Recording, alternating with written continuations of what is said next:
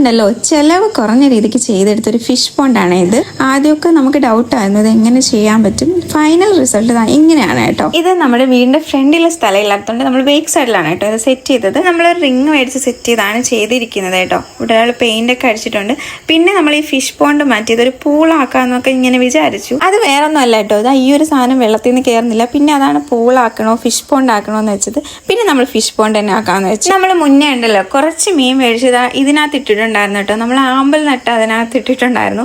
അവന്മാരെല്ലാത്തിനെയും നമ്മൾ ഇങ്ങനെ എടുത്ത് ഇതിലോട്ട് മാറ്റാന്ന് വെച്ചാണ് ഇരുന്നത്. പക്ഷെ അവർ നമ്മുടെ അടുത്ത് സഹകരിക്കുന്നില്ല, അവർ വരുന്നില്ല.